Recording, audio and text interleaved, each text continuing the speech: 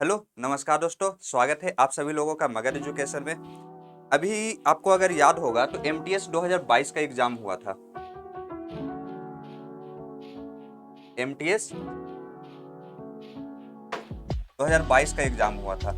ये बस आज से अभी से मतलब कि 10 दिन पहले खत्म हुआ था। ये 2 फेज में चला था। कब से कब चला था? ये चला था 2 से लेकर 19 मई के बीच और उसके बाद 13 से 20 जून के बीच। ये था पहला फेज, ये था दूसरा फेज। तो 20 तारीख को एमटीएस 2022 का एग्जाम खत्म हुआ था। और लेकिन एमटीएस 2023 का जो नोटिफिकेशन था वो कब आने वाला था? वो आने वाला था 14 जून को। लेकिन शायद इस बीच में एमटीएस 2022 का एग्जाम चल रहा था, इस कारण उस टाइम नहीं दिया गया। और 2 दिन पहले मतलब कि 28 जून को हुआ कि एमटीएस 2022 का आंसर की रिलीज किया गया। एमटीएस 2022 का आंसर की रिलीज किया गया और एमटीएस 2023 के रिगार्डिंग एक नोटिस दिया गया। नोटिस में ये था कि जो आपका एमटीएस 2023 का नोटिफिकेशन है वो जो 14 तारीख को आने वाला था, 14 जून को जो आने वाला था वो 30 को आएगा। तो आज हो चुका है हमारा 30 और एमटीएस 2023 का नोटिफिकेशन आ चुका है। तो चलिए क्या क्या है इस नोटिफिकेशन में वो देख लेते हैं।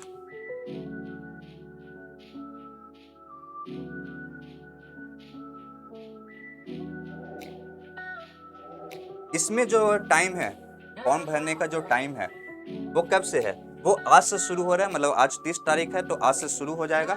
और ये कब तक चलेगा? नॉर्मली इस होता ही ये था कि एसएससी का जो भी एग्जाम का नोटिफिकेशन आता था तो फॉर्म भरने के लिए आपको 1 महीने का टाइम दिया जाता था। लेकिन यहाँ पे इस एग्जाम के लिए, एमटीएस 2023 के लिए ज़्यादा टाइम नहीं दिया गया है। ये तो कितने दिन का दिया गया है? सिर्फ 21 दिन का टाइम दिया गया है। मतलब आप 21 दिन में फॉर्म भर लीजिए। और उसके बाद क्या है, जो आपका जो फीस पेमेंट करने का टाइम है, मतलब जो ऑनलाइन पेमेंट होगा वो कब तक होगा? 21 तारीख के रात के 11 बजे तक होगा। और अगर आप चालान कटवाना चाहते हैं तो वो 23 तारीख के रात के 11 बजे तक कर सकते हैं। ऐसा ही है सारा। और फिर आगे क्या है देख लेते हैं। जो आपका एग्जाम होने वाला है, एसएससी अपने एग्जाम कैलेंडर को लेकर बहुत ही, अब बोल सकते हैं जैसा जैसा एग्जाम कैलेंडर में दिया गया है वैसा वैसा ही अब सारा एग्जाम ले रहा है। तो इससे अभी मई और जून में एमटीएस 2022 का एग्जाम हुआ। लेकिन एमटीएस 2023 का जो डेट दिया गया वो दिया गया है कि सितंबर 2023 में ही आपका एग्जाम भी हो जाएगा। चलिए और क्या है इस नोटिफिकेशन में।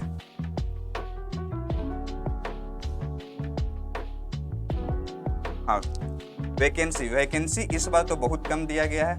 एमटीएस मल्टीटास्किंग स्टाफ कितना है?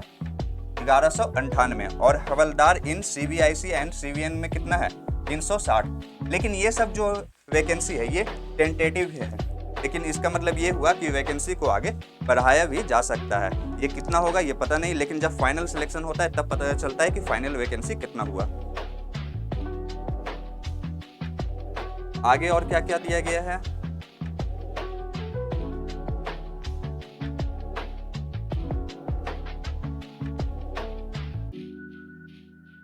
ये है कि आप फॉर्म कब भर सकते हैं? जब आप इंडिया के नागरिक हैं या फिर नेपाल के, भूटान के, ऐसा ही है। लेकिन आप इंडिया के नागरिक हैं तो भर सकते हैं आराम से। लेकिन आप नेपाल या भूटान के भी हैं तो भर सकते हैं।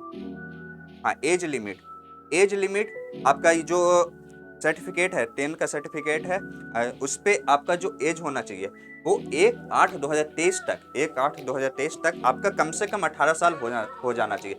इसका मतलब क्या हुआ कि ये देखिए कि 1 अगस्त 2005 के बाद आपका जन्म नहीं हुआ हो और 2 अगस्त 1998 से पहले आपका जन्म नहीं हुआ हो तो आप फॉर्म भर सकते हैं। और दूसरे में क्या है कि 2/8/1996 मतलब 2 अगस्त 1996 से पहले आपका जन्म नहीं हुआ हो और या फिर 1 अगस्त 2005 के बाद आपका जन्म नहीं हुआ तो आप फॉर्म भर सकते हैं। ये रहा एज रिलैक्सेशन का सारा।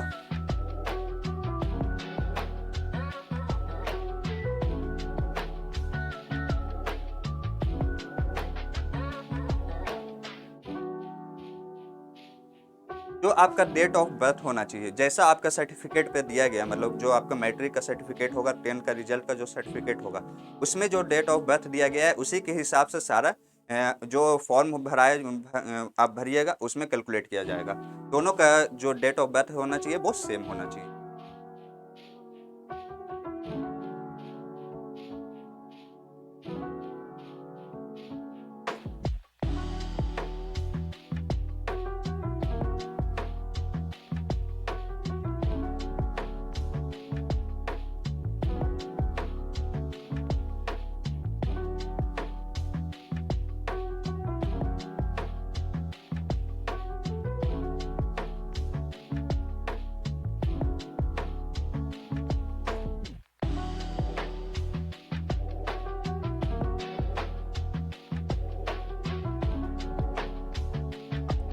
जो आपका एजुकेशनल क्वालिफिकेशन है वो आपका जो कैलकुलेट किया जाएगा वो कैलकुलेट किया जाएगा 1 अगस्त 2023 तक, जैसा कि अभी बताएं।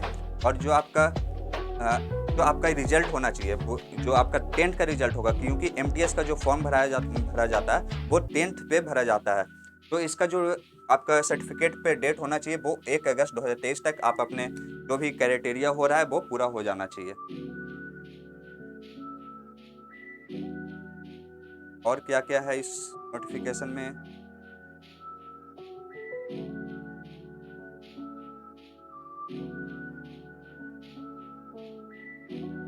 ये रहा आपका फोटो का साइज, कितना लंबाई कितना चौड़ाई होना चाहिए।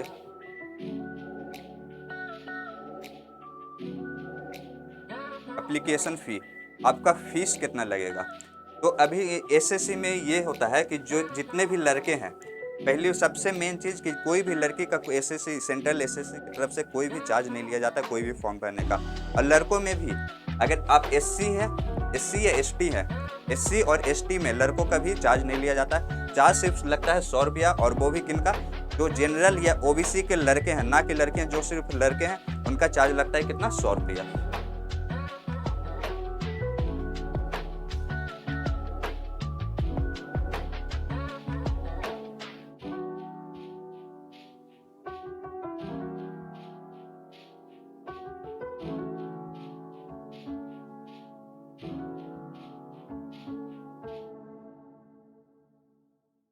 जो एग्ज़ाम होगा, जैसा कि आपको पता है, आप तैयारी कर रहे हो तो जैसे आपको पता होगा कि एग्ज़ाम जो कैसे होगा, एग्ज़ाम होगा आपका ऑनलाइन। लेकिन हवलदार वाले जो भी पोस्ट थे, लगभग 300 कुछ पोस्ट थे, उसके लिए फिजिकल के थ्रू ही आपको जाना पड़ेगा। मतलब एग्ज़ाम के बाद आपका फिजिकल होगा हवलदार वाले पोस्ट के लिए, तभी आपका सिलेक्शन होगा।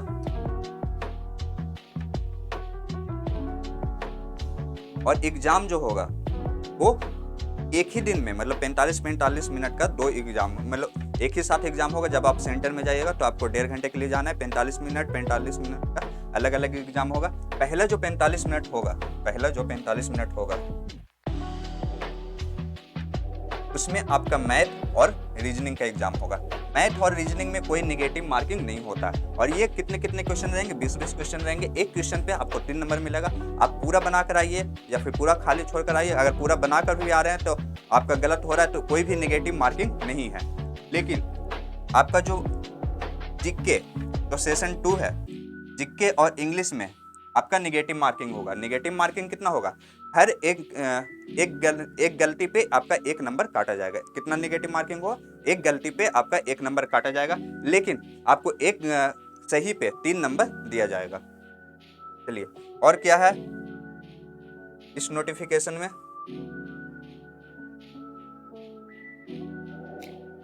जो सबसे मेन चीज होता है, क्या ये चारों सब्जेक्ट को एक साथ एक्सेस कर सकते हैं? मतलब कि जब मन किया जीके बना लिए, जब मन किया रीजनिंग बना लिए, तो ऐसा नहीं है। पहला जो 45 मिनट के लिए खुलेगा आपका सेक्शन, वो सिर्फ खुलेगा आपका मैथ और रीजनिंग का।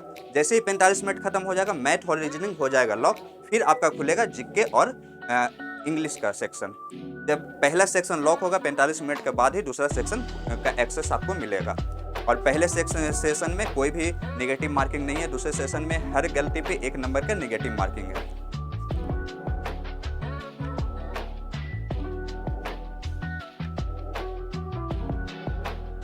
हाँ, सिलेबस जैसा कि पहले भी था वही अभी भी है। कि सिलेबस मैथ में ज़्यादा कुछ हार्ड नहीं है, सिंपल आपको पूछा जाएगा। वैसे ही रीजनिंग में है, तो तैयारी कर रहे हो उनको पता होगा। और जीके में भी 10th तक आप जितना भी पढ़े हों, अगर अच्छे से नहीं पढ़ाई किए होंगे तब दिक्कत हो सकता है। लेकिन जो भी क्वेश्चन आता है ऐसे एसएससी के कोई भी एग्जाम में, चाहे सीजीएल ही क्यों ना हो, वो बस टाइम का खेल होता है कि आप कितना टाइम एक क्वेश्चन पे ले रहे हैं। ऐसे क्वेश्चन सीजीएल के मेंस तक के क्वेश्चन, अब तो पिछले सीजीएल जो 2022 हुआ था उसका क्वेश्चन मेंस का बहुत ज़्यादा इजी था। अगर आपको भरोसा नहीं हो रहा हो तो आप कोई भी वीडियो उठाकर, जो एनालिसिस का वीडियो होगा किसी भी टीचर का, आप देख सकते हैं कि कितने इजी क्वेश्चन था। क्वेश्चन में कुछ दम नहीं रहता एसएससी के, जो भी खेल होता है बस टाइमिंग का खेल होता है। ये रहा इंग्लिश का। और क्या है, ये फिजिकल वाले देख लेंगे। पीईटी कितना आपको 1.6 किलोमीटर कितने मिनट में कवर करना है, 15 मिनट में। और फीमेल के लिए कितना है, 20 मिनट में 1 किलोमीटर। ऐसे ही सारे नोटिफिकेशन देख सकते हैं आप खुद से एसएससी की वेबसाइट से भी, या फिर आपको जो चैनल पे आपको डिस्क्रिप्शन में आपको पीडीएफ का लिंक प्रोवाइड कर दिया जाएगा। इस नोटिफिकेशन के वीडियो के लिए बस इतना ही। आगे के वीडियो के लिए हमारे चैनल को सब्सक्राइब कर दीजिए।